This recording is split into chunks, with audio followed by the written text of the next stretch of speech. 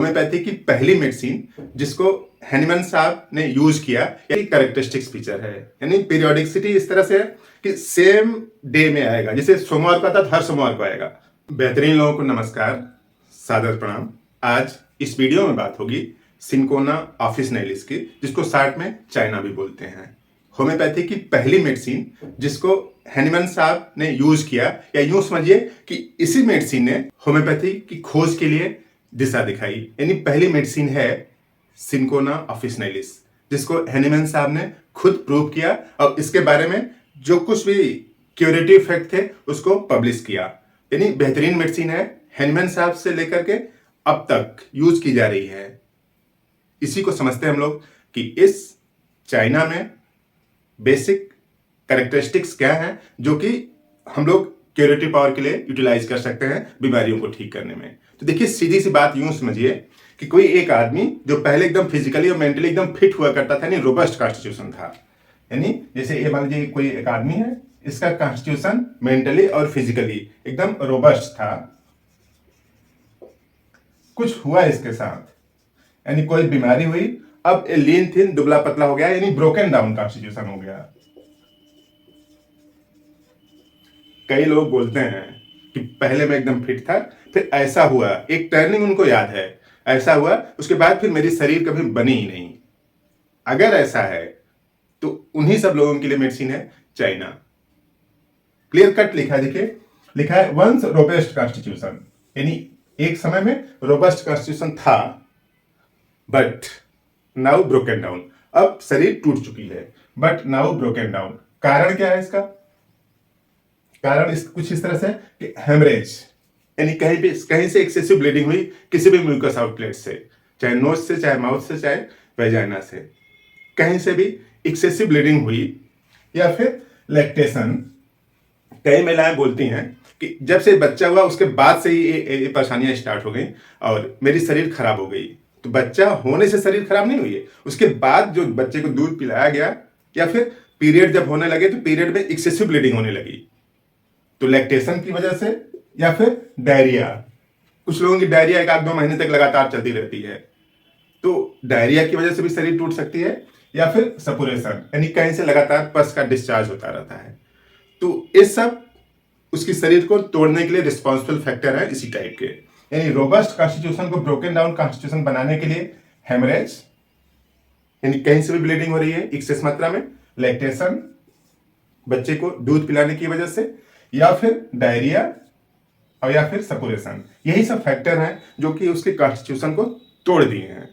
अब सीधी सी बात है कि टूटे हुए कॉन्स्टिट्यूशन में क्या होगा? किसी से भी अच्छे से मिलजुल नहीं पाएगा ना, खिन्न रहा करेगा, अपने से भी और दूसरे लोगों से भी आइसोलेट रहने की कोशिश करेगा। लगेगा कि ये सब और लोग मेरी तरह नहीं है, मेरी तरह ही तो समझिए कि उसका कॉन्स्टिट्यूशन टूट चुका है, तो दुखी है आंतरिक रूप से। तो दुखी है तो किस तरह से होगा? एपैथेटिक, यानी किसी से मेल जोल नहीं रखना चाहता, अकेले आइसोलेट रहना चाहता है। इनडिफरेंट, टैसिटर्न, एकदम खिन्न रहता है। लेकिन पहले एकदम मस्त मौलाद आदमी था, यानी पहले मस्त मौला था लेकिन अब खिन्न रहता है, क्योंकि उसकी कॉन्स्टिट्यूशन जो शरीर है वो उसको अलाउ नहीं कर रही है ब्रोकन डाउन की वजह से। और नो डिजायर टू लाइफ, लगता है कि जीना व्यर्थ है, बेकार है, लेकिन डरता है सुसाइड नहीं करेगा। उसको लगता है कि जीवन व्यर्थ है, लेकिन डरता है कि सुसाइड की टेंडेंसी उसके अंदर आती है, लेकिन करेगा नहीं। यानी नो डिजायर टू लाइफ, जीना नहीं चाहता। और pain in every joints and all bone, यानी शरीर की जितनी भी जॉइंट्स है सब में दर्द हो रहा है। इवन जो पेन है वो मसल्स का नहीं है, बोन्स में पेन कर रहा है, यानी शरीर के सभी बोन में दर्द हो रहा है और जॉइंट्स में भी दर्द कर रहा है। कारण यही है कि उसकी शरीर टूट चुकी है, अलाउ नहीं कर रही है उसको। और सबसे खास फीचर्स क्या है कि इसमें फीवर है, इंटरमिटेंट फीवर है, और 7वें दिन आ सकता है, 14वें दिन आ सकता है। और इसकी पीरियोडिसिटी कैरेक्टरिस्टिक्स फीचर है, यानी पीरियोडिसिटी इस तरह से है कि सेम डे में आएगा, जैसे सोमवार को आता तो हर सोमवार को आएगा, और आने से 1-2 घंटे पहले से उसको फीलिंग आने लगेगी कि अब बुखार आने वाला है। और सबसे खास फीचर्स कि इसका जो बुखार है वो रात को नहीं आता है, जब भी आएगा दिन में ही आएगा।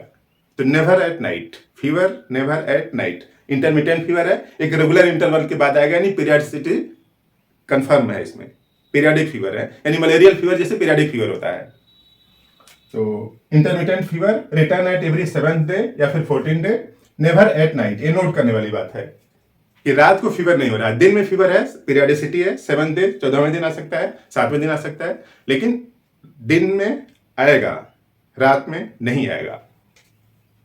Headache as if skull would burst, सर दर्द इतना तेज होता है कि जैसे स्कल फट जाएगा। यहाँ पे कैरोटिड आर्टरी पाई जाती है, उसमें थ्रॉबिंग होती है, ऐसे टच करेंगे तो यहाँ पे जैसे थ्रॉबिंग दिखती है, पल्सेशन उसका दिखता है, तो सर जैसे फट जाएगा। इतना तेज सर दर्द करता है बुखार के समय में, या फिर दूसरे समय भी कर सकता है। तो जिससे लगता है कि सर ब्रस्ट हो जाएगा, और इधर लेफ्ट साइड में या फिर राइट साइड में कैरोटिड आर्टरी ऊपर जाती है, टच ऐसे रखने से हाथ तो पता चलता है कि थ्रॉबिंग हो रही है, या बाहर से देखने से ही पता चलता है कि थ्रॉबिंग ऑफ कैरोटिड आर्टरी। और एक्सेसिव फ्लैटुलेंस ऑफ स्टमक, पेट में एक्सेस मात्रा में गैस बन रही है, और गैस कुछ इस तरह से है कि इसको न तो डकार आती है ना तो गैस पास होती है। देखिए स्टमक है, अगर यहां पे गैस बनेगी तो डकार के रूप में बाहर आएगा, और बड़ी इंटेस्टाइन में, ठीक है, यानी लास्ट वाले पोर्शन में अगर गैस बनेगी तो नीचे से पास होगी। यहां का जो गैस बनता है वो स्मॉल इंटेस्टाइन में बनता है, यानी जो स्मॉल इंटेस्टाइन में गैस बनता है तो पेट फुला रहता है, ना तो इसको डकार आएगी ना तो गैस पास होगी, यानी पेट एकदम फुला हुआ है। और कोलिक जो दर्द है वो भी सेम आवर्स में आएगा, 3 बजे दर्द करता है तो 3 बजे ही दर्द करेगा उसको। कोलिक एट सेम आवर्स, यानी उसी समय गैस बन जाती है इसको, यानी excessive flatulence of stomach and bowel, colic at certain hours each day. Colic यानी पेट दर्द डेली होगा, उसी एक पर्टिकुलर टाइम पे होगा, पीरियडिसिटी इसकी फीचर्स है। यानी अगर 3 बजे दर्द करता है तो 3 बजे करेगा, 12 बजे करता है तो 12 बजे करेगा। कुछ बच्चे बोलते हैं ना सुबह पेट दर्द करने लगता है, तो भी एक पीरियडिसिटी है। और लोग बोलते हैं कि स्कूल न जाने की वजह से, डर की वजह से बोलता है कि पेट दर्द करने लगता है। ऐसा कुछ नहीं है, ये पीरियडिसिटी है चाइना की। और बेंडिंग डबल से आराम मिलता है इसको, यानी पेट दबा के ऐसे बैठेगा जैसे कोलोसेंथ में होता है, तो इसको भी पेट दबाने से आराम मिलता है, बेंडिंग डबल से आराम मिलता है इसको। और पीरियडिसिटी कुछ इस तरह से है इसकी कि सेम आवर्स में आएगा या फिर सेम डे में आएगा, यानी उसी समय आना है इसको। और सबसे खास फीचर्स क्या है कि जैसे रस्टॉक्स में मोशन से इसको आराम मिलता है, शरीर में ताकत नहीं है, शरीर टूट चुकी है, ब्रोकन डाउन कॉन्स्टिट्यूशन है, लेकिन जो भी दर्द है, चाहे जॉइंट्स का पेन है और चाहे बोन का पेन है, उसमें थोड़े मोशन से इसको आराम मिलता है। तो कुछ इस तरह के सिम्टम्स के बैकग्राउंड को ठीक कर देती है चाइना। बेहतरीन मेडिसिन है, आप इसका यूज करें। यूज कैसे करना है, लोअर पोटेंसी से स्टार्ट करिए, मदर टिंचर से 15 बूंद आधा कप पानी में घोल के 3 बार लीजिए। चाइना मदर टिंचर 15 बूंद आधा कप पानी में घोल के 3 बार, 3 टाइम लीजिए, और इसको लगभग 1 महीने तक लीजिए। अगर ऐसे सिम्टम्स हैं तो जरूर आराम मिलेगा, और बेहतरीन तरीके से मेडिसिन रिस्पॉन्स करेगी, आपकी बीमारी ठीक होगी। इसी तरीके के और वीडियो आपको मिलते रहें, चैनल को सब्सक्राइब कर लीजिए, जुड़ जाइए, ताकि नया अपडेट आपके मोबाइल में आ जाए और आप वीडियो को देख सकें।